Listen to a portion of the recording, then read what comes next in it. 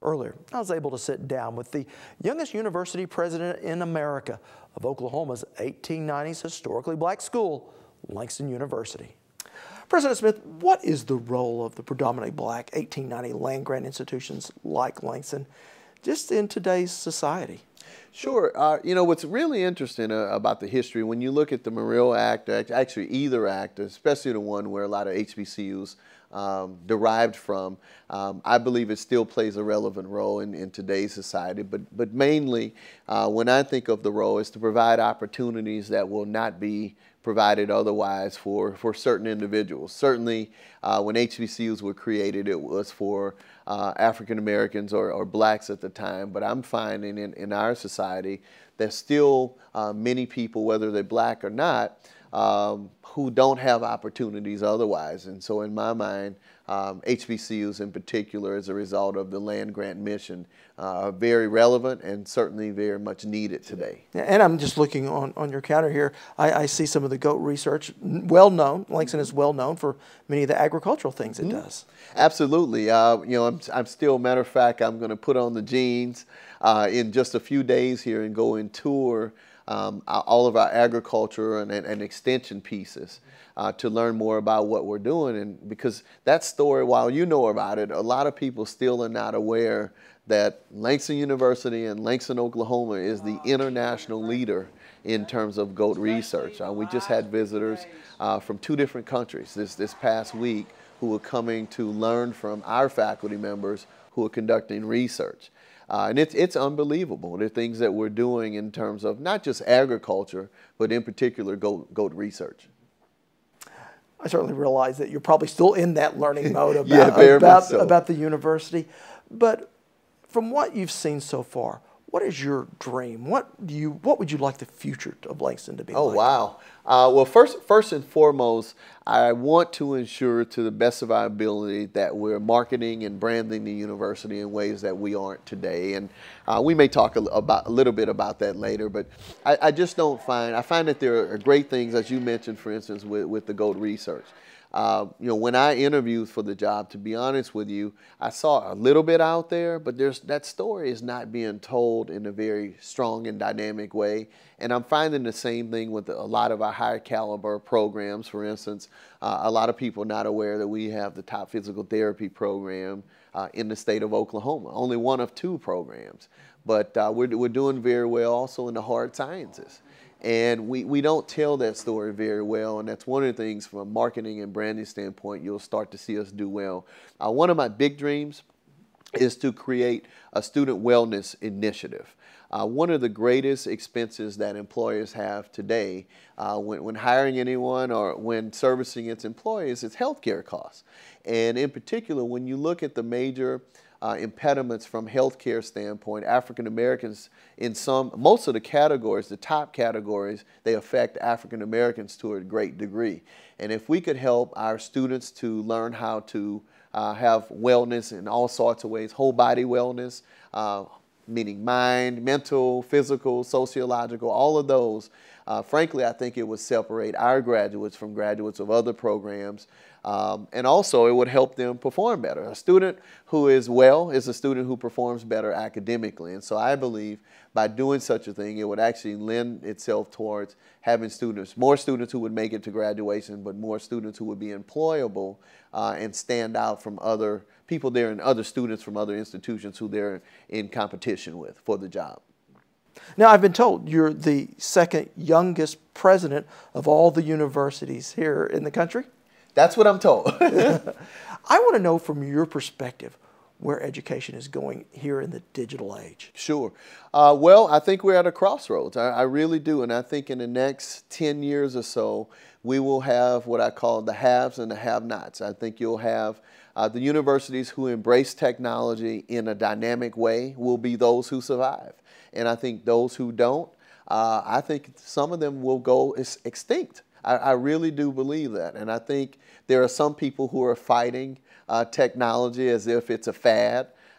It's not leaving. It's not going anywhere, which is also, you know, you mentioned a piece about being one of the youngest presidents. I think it's no secret as to why I support technology. It's certainly something that I've experienced firsthand, but it means that I fully understand, to a certain degree, technology and its capabilities. For instance, one of the pieces that we need to do, or will do a much better job of, is infusing technology into the classes that we have. I foresee more online courses for Langston University. I also see more online hybrid courses, meaning a mix of traditional teaching mixed in with some online pieces within the same class. Because the reality is today's graduate will enter a workplace that will have all sorts of technology demands. When you think of agriculture alone, a lot of what they're doing today utilizes a great deal of technology that 5-10 years ago, heck, I went to an A&M institution, a land-grant institution, and a lot of technology was not there even in the agricultural field. Well, today, in just about every field, technology has infused itself, and if we don't embrace it, and those institutions who don't embrace it, they won't be successful long term. So it's here to stay, but it certainly will be a hallmark of where we're going as an institution. How do you teach to a student that literally may have a small computer, a smartphone in their pocket? Well, it's no different from other students, but it's actually embracing the fact that a lot of people don't realize, but that little smartphone is nothing more than a computer. It's a pocket computer.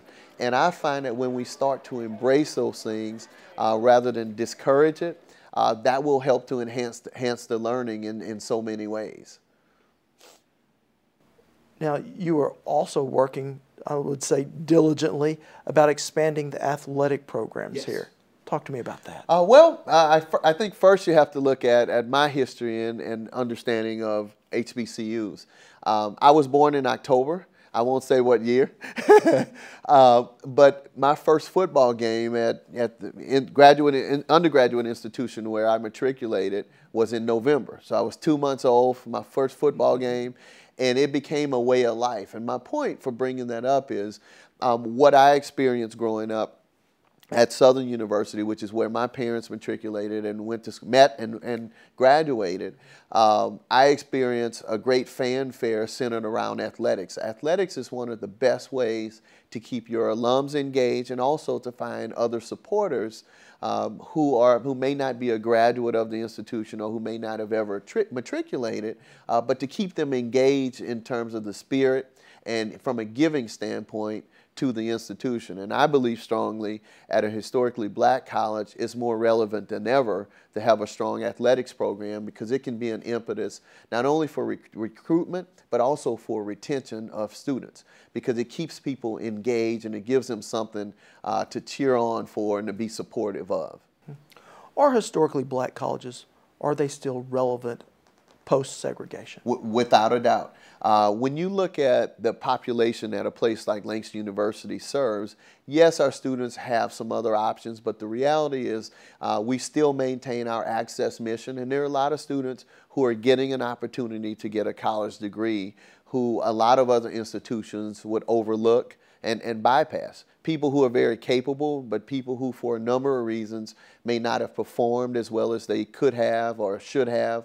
But in some cases as simple as they didn't live in a place that had a great school district that provided the means for them to be successful academically. And when they go and take some of the so-called entry tests such as an ACT and SAT, they may not perform as well. Doesn't mean they're not capable, but what most people don't realize is that for African American students, the #1 predictor of the likelihood of a student doing well in college has nothing to do with the ACT or SAT. It's actually a high school GPA. Which is very interesting to me that we still put a lot of credence, and I have nothing against the ACT and SAT, but the reality is not every student who does well on the ACT or SAT graduates from college, and not everyone who does poorly on those tests fail and don't do well. So it's just a different way of looking at it, but absolutely, I feel strongly HBCUs are not only relevant, but they're needed sorely in our society. You know, and with that attitude, Langston's been able to attract students from around the country and international as well. Very much so. I'm very, very proud of the fact, and one of the things that was attractive to me about this particular job in this particular HBCU is the fact that when you look at the feeder states, California, Texas, and Arkansas are strong feeders for us. And I like the fact, because I think in particular traditional age students, they learn well when they're infused with people who are drastically different from them. When you can put multitude of people together, learning increases, both in and outside of the classroom. And so I'm very, very excited about our opportunities. And the other piece for Langston is we're centrally located, ideally located to keep that recruitment effort up. We're the most westward historically black college in the United States.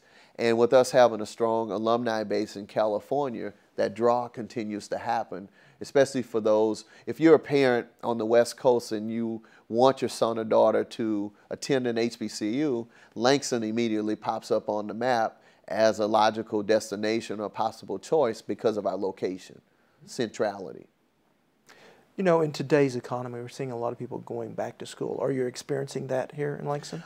We are. Certainly, we experience it on our Langston, Tulsa campus, and also the Langston, Oklahoma City campus. Certainly, we'd like to have more, but we're designing programs every day that will gear more towards that adult learner to go back to school and either complete or to get an advanced degree.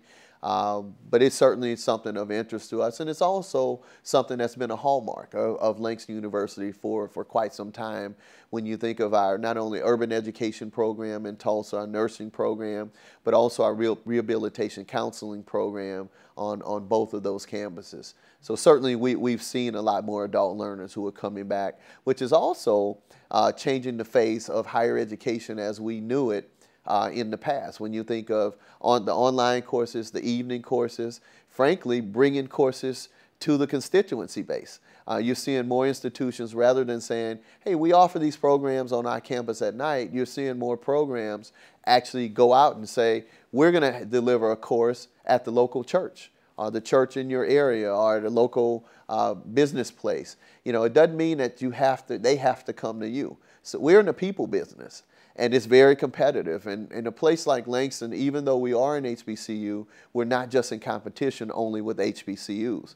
We're in competition with every university out there. And we have to be marketable, and we have to be strategic about how we generate our FTE, regardless of how that's done. You know, in the earliest days of the 1890s land-grant schools, they were very skill-based oriented. Does that still have a role in today's education system? I think it does, but also when you look at what was happening in the late 1800s and early 1900s, African Americans could only go into a certain number of professions. And what's made it challenging, in a sense, good and also challenging for an HBCU is the landscape has drastically changed. The good news is every field of endeavor is open to everyone. You know, employers nowadays, they want good people who could help them build their product and build a company. And the difficulty is, yes, there's still some relevancy in terms of developing certain skill sets, but it's also increased and expanded what universities really have to be about in order to survive. The trick, though, is to stop being all things to all people. And certainly as an institution where we're headed is to figure out what 10, 20, 30 programs can we be highly successful at doing and be highly skilled at training individuals to be successful in that field, and that's what we're going to focus on.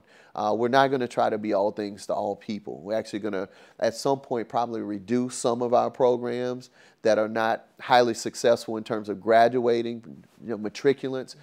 Times change, and you have to be nimble in today's higher educational system to realize that times have changed with certain programs, which means if it's a program that's no longer relevant and it's not producing a lot of potential matriculants, then you have to be willing to do away with the program, or you have to understand why you keep the program and why it's important. For instance, just because it's not a high yield program, it may be relevant to the city of Langston or the city of Tulsa or Oklahoma City, but it's one that you value and the city values, and you keep doing it because of those reasons. But you don't just close a program or open up a new one because it's a hot thing to do. You have to be successful in doing it. How has teaching changed in recent years? Oh, wow. Have we gone away from the sage on the stage and more of a person that's kind of a guider? I think it's a mixture. I think the reality, it's an amazing thing with teaching, because sometimes we forget, just because someone has a doctorate degree doesn't mean that they've actually been taught how to teach. They know the subject matter, and a lot of people don't realize that. There are some people who can still do the traditional lecture method, and students walk away really knowing the information. There are others who can't. Conversely, there are those who could really use a lot of technology and who knows how to handle it and how to utilize it to where students are really learning. There are those who can't. I think we really have to find out what works best for the faculty member in particular, but that means getting the faculty member to also understand that different students learn in different ways. Truth be told, the better faculty member from a teaching standpoint is one who utilizes a cadre of teaching methods, be it electronically, be it lecture, kinesthetic learning, whatever those things are. The better professors tend to use a multitude of strategies rather than just one in an individual class. Is it difficult in a classroom where you may have students coming in at various skill levels? Sure it is. How does an instructor, how do they handle that? Well, it depends. I mean, and that's the beauty of teaching. Every instructor is different.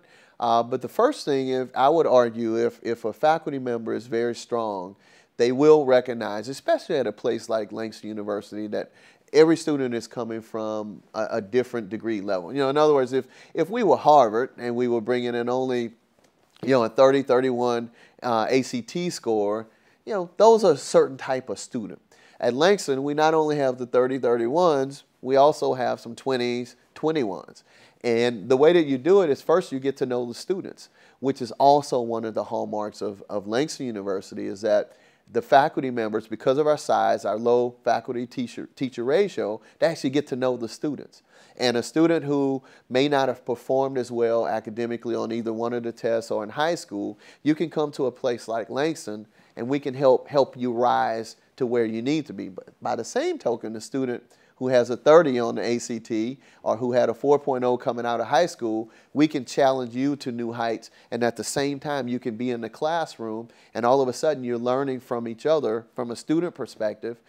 It's an art. It's certainly an art and a craft that's learned. It's not something that happens magically or by luck, but the right faculty member, if done the right way, it's a skill set that they've learned how to do over time. Yeah, and I think and it varies. And I have to say that I think that's particularly insightful because I've heard education described as a messy science. It changes from year to year. No, it does. And I haven't been a middle high school teacher and now all the way up to a professor. It's very interesting. We virtually ask for professors and faculty members and students to, and elementary, middle, and high school teachers to almost do the impossible. When you put 20, 30 students in a classroom from different parts of the country, different experience levels, to actually bring them all up to speed to where you want them to be to learn and grasp the materials in order to move to the next level, it's pretty spectacular when you really stop and think about it in a compressed time period of a semester. Well, certainly we appreciate the time that you've spent with us today. No problem. Thank you so much. Thanks for having me.